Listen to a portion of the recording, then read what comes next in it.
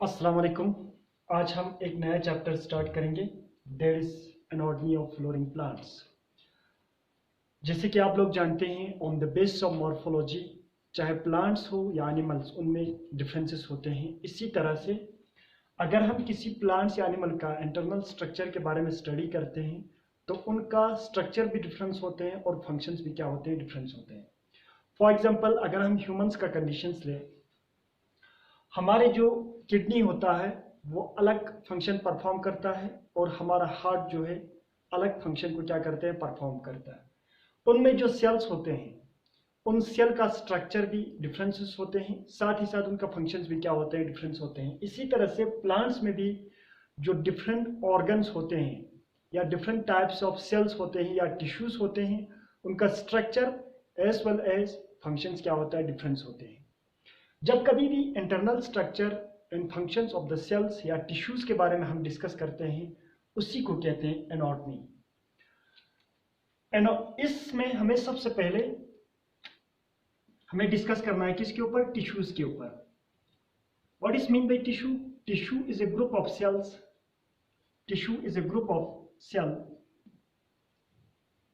Group of cell which have number one common origins,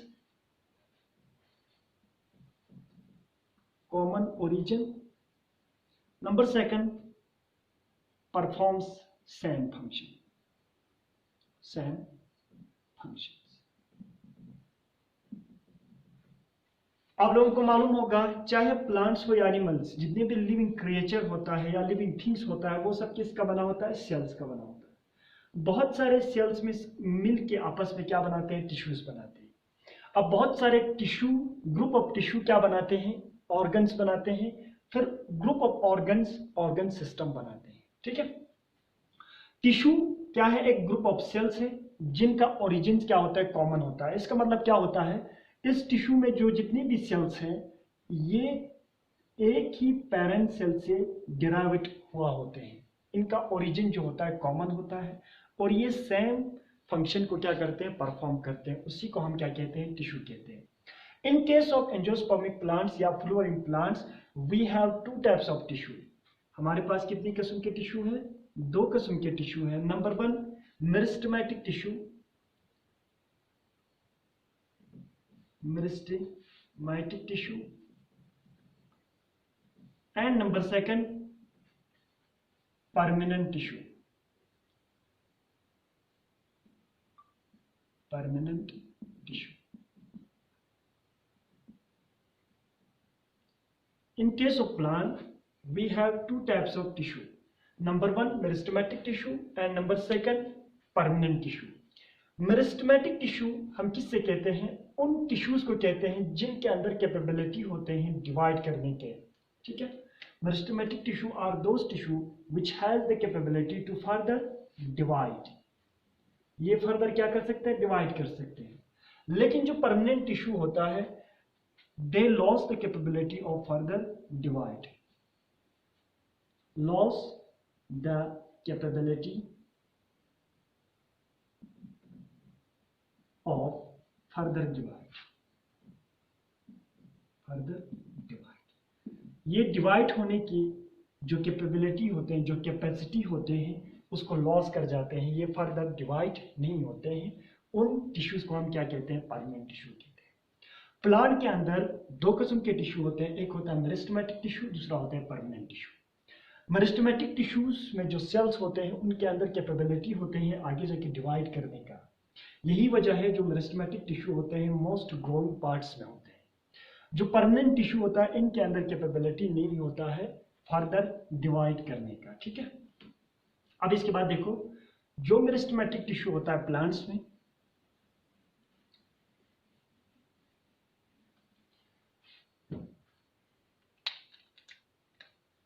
apical meristem, apical meristem, it is type of meristematic tissue which presents between the apicals of the plants, apex of the plant। it may be root apex or shoot apex। suppose हमारे पास ये एक plant body है, ये क्या है, एक plant body. ये इसका क्या है, रूट है, ये इसका शूट है। इस रूट टिप पे भी कुछ ग्रुप ऑफ मेरिस्टेमेटिक सेल्स होते हैं और यहाँ पे भी क्या होते हैं, कुछ ग्रुप ऑफ मेरिस्टेमेटिक सेल्स होते हैं। ये यहाँ पे जो मेरिस्टेमेटिक सेल्स होते हैं ये रिस्पॉन्सिबल होता है for the development of shoot system in the plant body. और जो रूट के टिप के ऊपर जो मेरिस्टेमेटिक टिश्यूज रहते हैं वो रिस्पॉन्सिबल होता है for the formation of root system in plant. ठीक है, अब देखो ये दोनों कहाँ पे, एपेक्स पे, इसीलिए हम इन मेरिस्टम को क्या कहते हैं, एपिकल मेरिस्टम।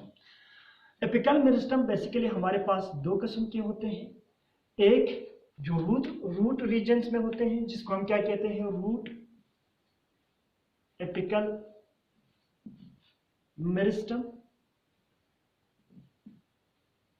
या सिंपली हम उसको क्या कहते हैं, रैम कहते हैं।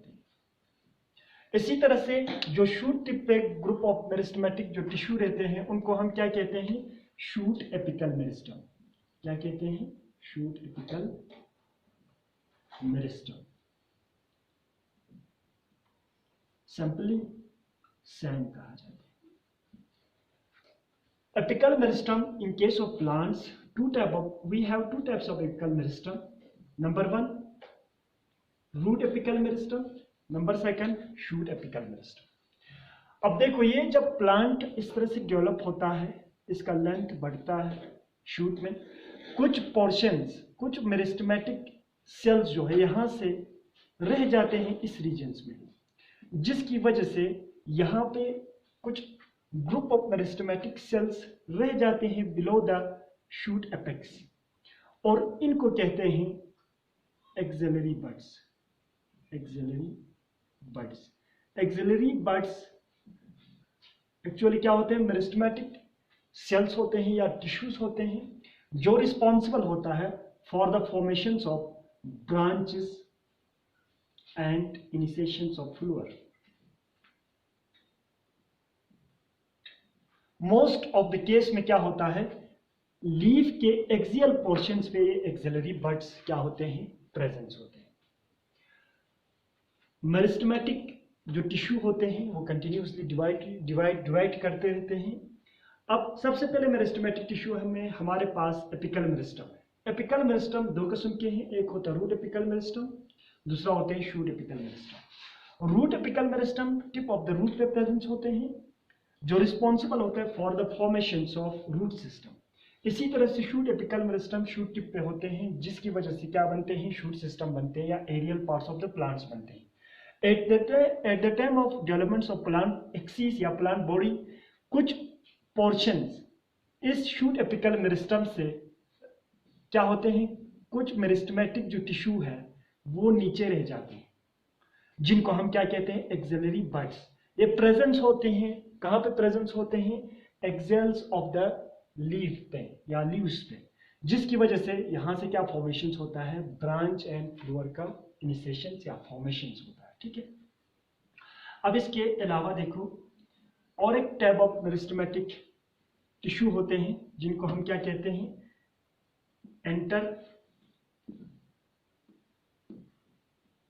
इंटरकैलरी मेरिस्टम या इंटरकैलरी मेरिस्टेमेटिक टिश्यू भी कहा जा सकते हैं। सपोज ये प्रेजेंस होता है between intercalary meristem, presence between two mature tissue, या आप इस तरह से याद रख सकते हो, जो इंटरकैलरी मेरिस्टम होता है ये प्रेजेंस होता है दो परमानेंट टिश्यू के बीच में। आप लोगों ने देखा होगा जो हमारे ग्रासेस होते हैं, ठीक है, कोई भी हर्बीवोरस एनिमल्स इस ग्रास को क्या करते हैं, ईट करते हैं, कट करते हैं, फिर उसको क्या करते हैं, ईट करते हैं।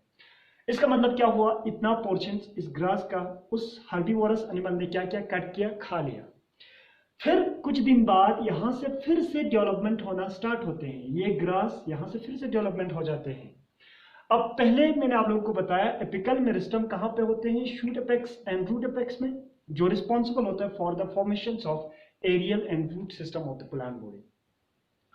अब ये यहाँ से फिर से डेवलपमेंट कैसे हो रहा है, क्योंकि जो ग्रासिंग जो एनिमल्स जो ग्रास को ईट करते हैं वो ग्रास फर्दर ईट कर यहाँ से कट करने के बाद रीडेवलपमेंट होते हैं, फर्दर ये डेवलप होने लगते हैं किसकी एक्टिविटीज की वजह से, by the actions of intercalary meristem. इस इंटरकैलरी मेरिस्टम की वजह से यहाँ पे जो ग्रास होते हैं इनमें लॉस पार्ट को रिगेन किया जाता है, रीडेवलपमेंट किया जाता है, ठीक है। और ये कहाँ पे प्रेजेंस होते हैं, between the two mature tissue या between the two permanent tissue के बीच में प्रेजेंस होता है, ठीक है। Both apical meristem and intercalary meristem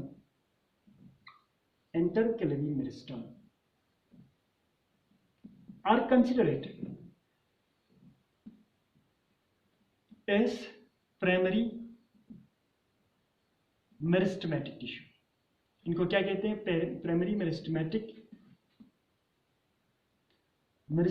tissue कहा जाता है। क्यों कहा जाते हैं, क्योंकि देखो बेसिक जो प्लांट बॉडी जो फॉर्मेशंस होता है वो बाय द एक्शंस ऑफ एक तो apical meristem that is shoot apex and root, shoot apical meristem and root apical meristem, और इसके अलावा इंटरकैलरी मेरिस्टम की एक्शंस की वजह से बेसिक प्लांट बॉडी का फॉर्मेशंस होता है। नंबर 1, इनको हम प्राइमरी मेरिस्टम क्यों कहा जाते हैं, basic plant body is formed from these two meristematic cells, number 1। number 2, ये प्रेजेंस होता है early in the plant slab। जब प्लांट डेवलपमेंट हो रहा होता है उसी टाइम से ये क्या होता है, प्रेजेंस होता है, इसीलिए हम इनको कंसिडर करते हैं प्राइमरी मेरिस्टेमेटिक टिश्यू। इसके अलावा हमारे पास सेकेंडरी मेरिस्टेमेटिक टिश्यू भी होते हैं।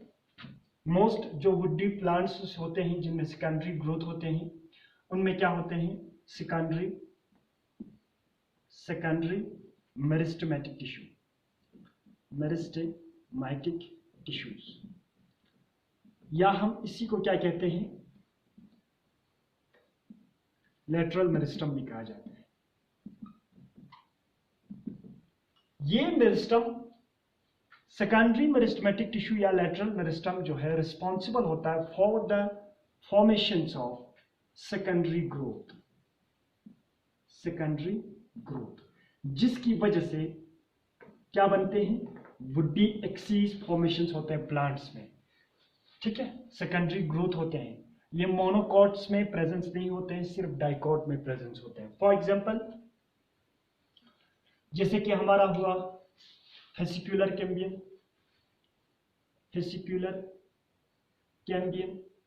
Between the xylem and phloem के बीच में प्रेजेंस होता है, और इंटरफेसिक्युलर कैम्बियम,